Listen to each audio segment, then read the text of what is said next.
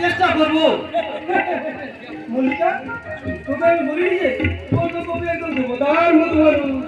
হ্যাঁ, এবার তাহলে কেমন তুই ভাবিস না আমি আবার আসবো, রোজ আসবো।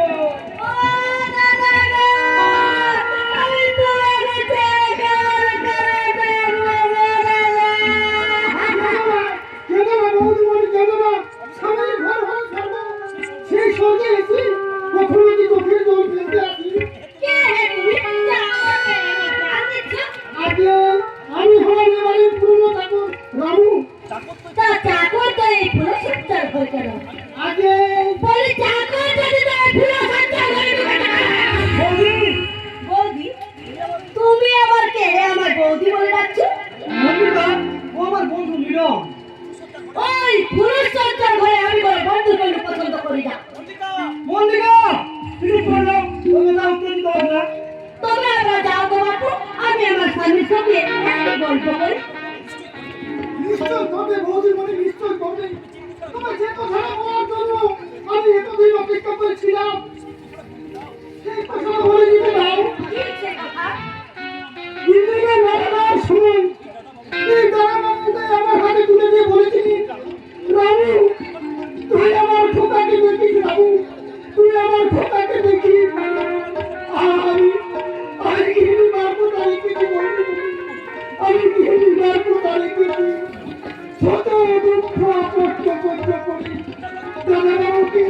দাদাবাবুকে আমি মানুষের মতো মানুষ করে তুলেছি। আজ আমার সেই দাদাবাবুকে তোমার হাতে তুলে দিই। আমি আমার কর্তব্যটিকে ছুটে নিলাম বৌদি বলে। ওকে তুমি দেখো বৌদি বলে, ওকে তুমি দেখো, ওকে তুমি দেখো। রামুদা, রামুদা, আমি ধরে বললো মল্লিকার ব্যবহারে দুঃখ করি মিলন। দুঃখ পাবো কেন? মোদি তো ঠিক কথা বলছে। আজকে রাতটা সবার জীবনে এক স্মরণীয় রাত। এই রাতটা কি হারানো যায়?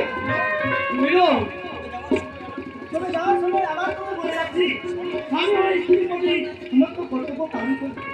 আমি স্ত্রী যেমনই হোক, আমি তাকে সুন্দর করে গড়ে তোলার দায়িত্ব স্বামী। কথাটা মনে রাখিস। Good night. আমি চেষ্টা করবো মিলন। মল্লিকা, আজকে রাত আমাদের জীবনের প্রথম মধুময় রাত। এই রাতকে স্মরণীয় করে রাখার দায়িত্ব আমাদের দুজনারই।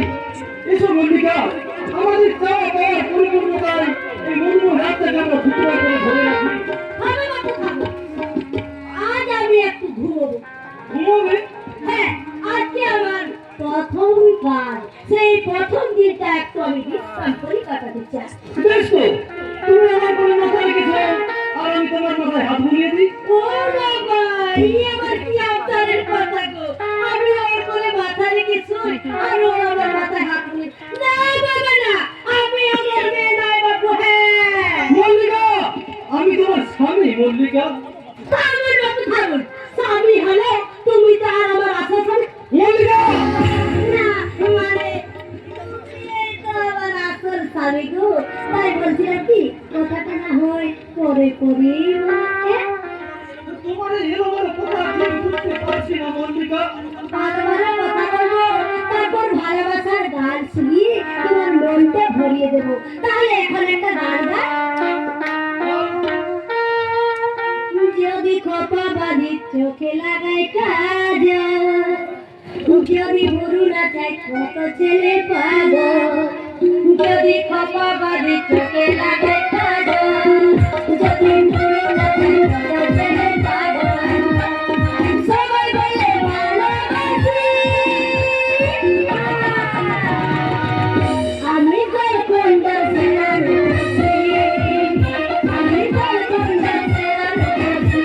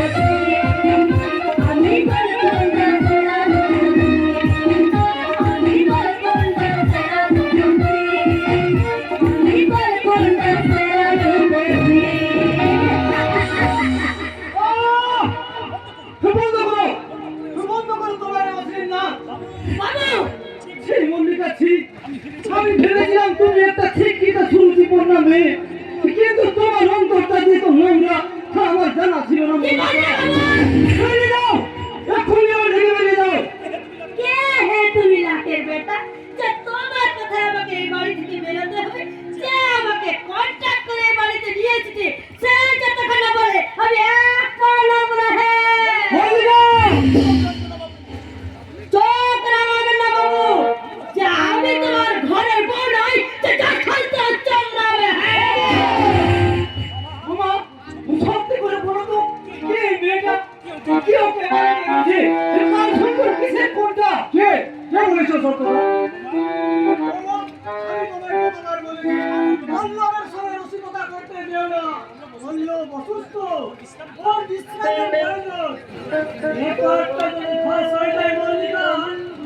আমি গুলি করে মারবো।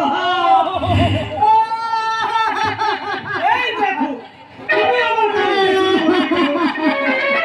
এত রাত্রে কান্নাকাটি শুনলে লোকে কি ভাববে?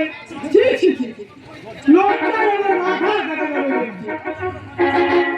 ওগো, আমি কখনো তোমার সঙ্গে এমন ঠাট্টা করবো না গো, তুমি আমাকে তাড়িয়ে দিয়ে না গো। তোমার ছেলে মানুষ একটু কাঁদলো না। বললো ওসব নিয়ে ভাবার কোনো প্রয়োজন নেই। মল্লিকার বাবা আমার বিশিষ্ট বন্ধু ছিল। হঠাৎ অ্যাক্সিডেন্টে ওর মা বাবা দুজনেই মারা যায়। ওর মা শুধু দাদার কাছে মানুষ হয়েছিল, অত্যন্ত আদর যত্নে মানুষ হয়েছিল। আর এখনই ছেলে মানুষই করেনি। এই দেখো না, বাবা ওই মল্লিকা বলছিল প্রথম রাত্রে আপনার ভাঙে আমি একেবারে চমকে দেবো।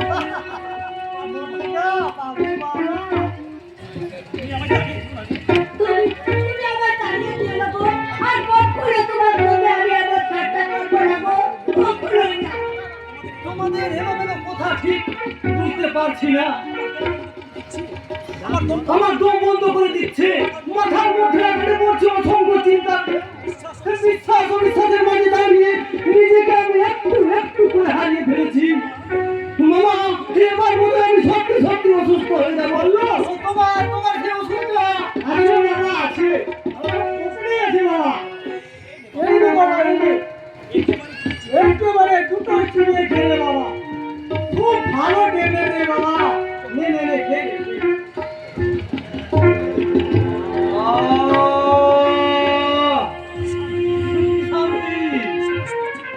সমস্ত চিন্তার ঢেউ ধীরে ধীরে মিলিয়ে যাচ্ছে, সে সমস্ত বিশ্বাস মন থেকে হারিয়ে যাচ্ছে।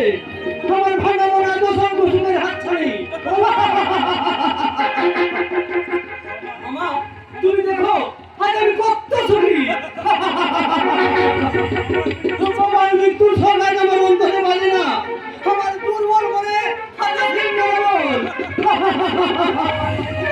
মল্লিকা, তুমি আছো? যাও, যা বুঝি পারো করো, যেমন করে পারো। সাতদিন রাতটাকে তুমি হাসি খুশি আর আনন্দে ভরিয়ে তোলো মল্লিকা।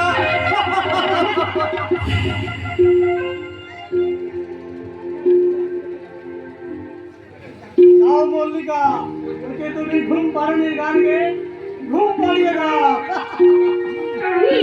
সালা মরণ, আজকে দিনটা একটু বিশ্রাম করবো, ফাটাম তা পারলাম না।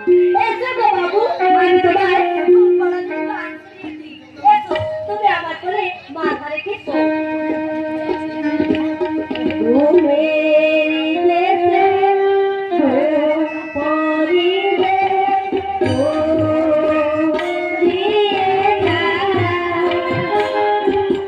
রাত্রি যারা দু চোখ মাঝে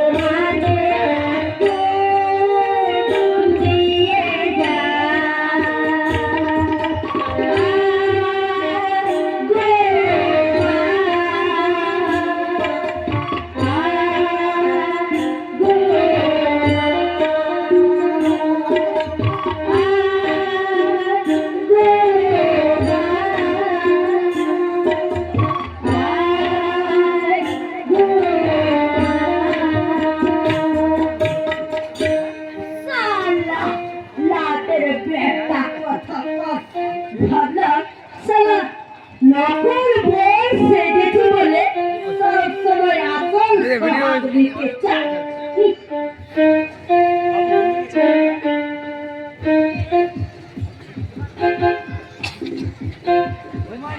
বাবু ঘুমিয়ে গেছে মল্লিকা? হ্যাঁ, সালা পাগল নয়, বড্ড শেয়ানা বাবু। সব সময় সালা সোহাগ দেয়া ধান্দা। আর একটু ভেবে বই কি? দেখো বাবা, আমি কি ওর আসল বল? মল্লিকা, তুমি আবার ঘুমো। মোটা টাকার মাইনে তুমি এখানে বই চাকরি করতে, আর তোমার ভালোবাসার অভিনয় করাটাই হবে তোমার একমাত্র কাজ। আর তোমার অভিনয় তুমি বুঝবে যে বাবু যেন কখনো বুঝতে না পারি তুমি ওর বাইরে করা নকল বউ। কি মনে থাকবে? থাকবে। এখন চলো কোথায়? তোমার ফুলো সজ্জা করে। পুরো সজ্জা করে? এখন সোনামণি, নকল স্বামীর সঙ্গে নকল বিয়ে হলে ফুলো সজ্জাটা তো আর নকল হতে পারে না। তাই তোমার আসল স্বামী আজ তোমায় উপহার দেবে আরেকটা ফুলো সজ্জা।